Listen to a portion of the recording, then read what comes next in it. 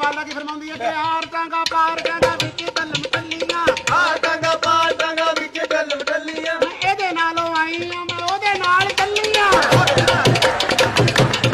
ਇਹਦੀ ਵੱਡੀ ਭੈਣ ਆਪਣੀ ਕਿਤਾਬ ਖਿੱਚਾ ਧੂਈ ਚ ਫਰਮਾਉਂਦੀ ਏ ਆਰ ਟਾਂਗਾ ਪਾਰ ਟਾਂਗਾ ਵਿੱਚ ਬਲਮ ਟੱਲੀਆਂ ਆਰ ਟਾਂਗਾ ਪਾਰ ਟਾਂਗਾ ਵਿੱਚ ਬਲਮ ਟੱਲੀਆਂ ਹੁਣੇ ਮੈਂ ਨਾ ਕੇ ਆਈ ਆ ਮੈਂ ਫੇਰ ਨਹਾਉਣ ਚੱਲੀ ਆ ਜੋ ਤੇਰੇ ਨਾਲ ਹੋਣੀ ਹੈ ਇਹ ਸਾਰਾ ਜ਼ਮਾਨਾ ਦੇਖੇਗਾ ਇੱਕ ਮਿੰਟ ਬਾਹਰ ਟੁੱਟਾ ਜਿਹਾ ਕੁਲਚਾ ਲਾਉਣ ਲੱਗਾ ਤੇ ਬੰਦੇ ਨੇ ਵੇਖ ਕੇ ਕਹਿੰਦੀ ਏ ਆਰ ਟਾਂਗਾ ਪਾਰ ਟਾਂਗਾ ਵਿੱਚ ਬਲਮ ਟੱਲੀਆਂ ਆਰ ਟਾਂਗਾ ਪਾਰ ਟਾਂਗਾ ਵਿੱਚ ਬਲਮ ਟੱਲੀਆਂ 24 ਬੰਦੇ ਆ ਗਏ ਮੈਂ ਡਾਲਾ ਲੈਣ ਚੱਲੀਆਂ ਕਿ ਤੁਹਾਡੀਆਂ ਧੀਆਂ ਬਣਾ ਠੀਕ ਨਹੀਂ ਨੇ